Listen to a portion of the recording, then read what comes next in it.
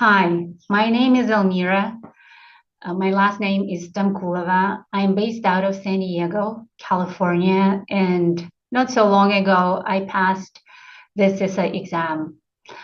My journey started a year and a half ago when I saw an email from ISACA mentioning that the Bay Area chapter was hosting a series of free CISA preparatory classes that would last for 6 weeks, and they offered everybody who was interested to take part. So I registered and sat and listened to the lectures, and I realized that that was not the best format. That course was more high level and would cover various subjects, and I needed a deeper dive into each of the topics. So I just decided to take the textbook and read the CAE manual, and I hope that I would be able to pass the exam without any additional help. But as I was progressing, especially after going through domain 1, 2, 3, I realized that I needed help with domain 4 and 5. And I found this much in Aditya, and I decided to try it out, and it worked very well. I signed up for the course, and as I was driving a lot, I was listening to the lectures while driving, and obviously you can't really see the screen, so what you do is just listen. But then after going through virtually all the lectures, I watched them the second time, and that time I was paying close attention. I was sitting at my desk and taking notes. And these notes were really helpful, as many of the successful CISA certificate holders have shared that these handwritten notes help a lot with reviews and making sure that this material is memorized and stays fresh. I did everything that Aditya suggested. So I did all the multiple choice questions. I did the mock exam series. I went through the final reviews, and eventually I sat for the exam, and I took the exam. That was my first attempt and the last one, and I was successful. And would like to thank Aditya for excellent materials.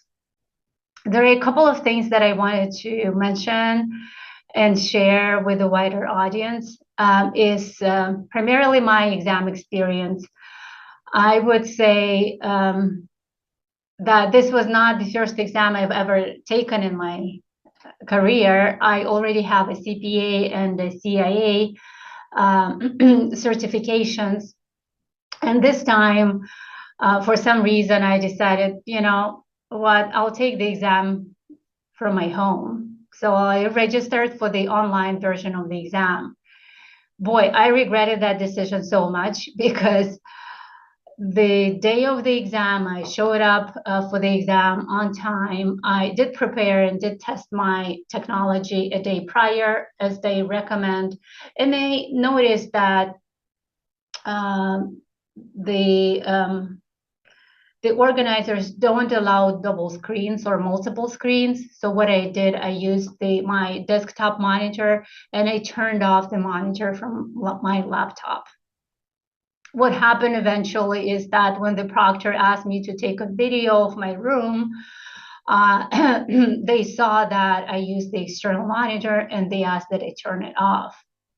Well, I told them that the monitor on my laptop was deactivated, but they insisted that I use the monitor on my laptop. So from get-go, I knew that because my laptop monitor is fairly small, I knew that I won't be as comfortable as I would have been if I used a larger external monitor.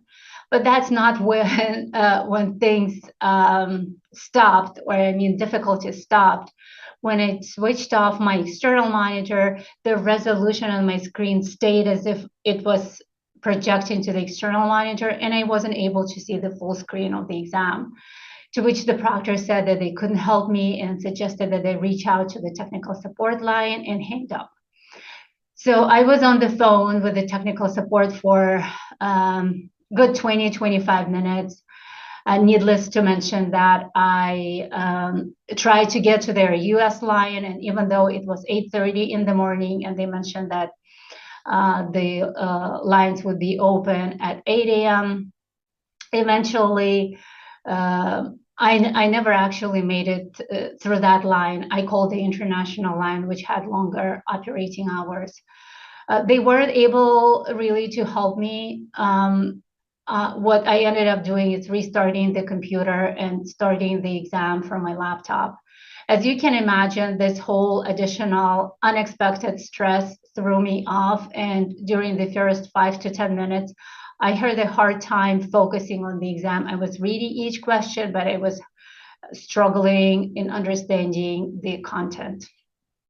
But I think the experience overall was good. If I were to choose whether to go to a test center that was in the same city where I'm based rather than taking an exam from home, I would recommend going to the test center and taking the exam there.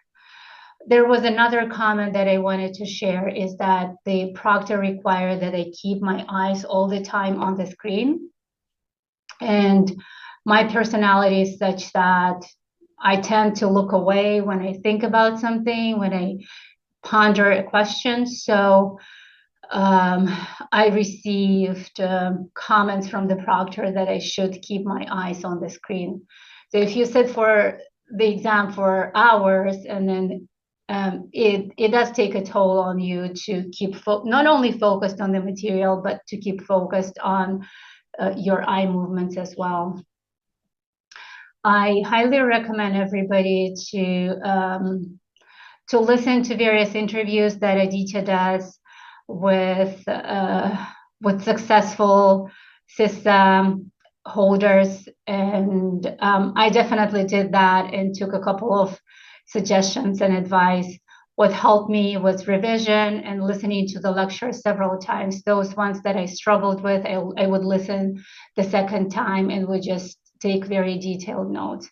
And these notes were helpful for my review because in the last 2 to 3 days prior to the exam, I was focused fully on the revision. I wish everybody success in this journey, and I hope that you will pass your CISA exam. Good luck.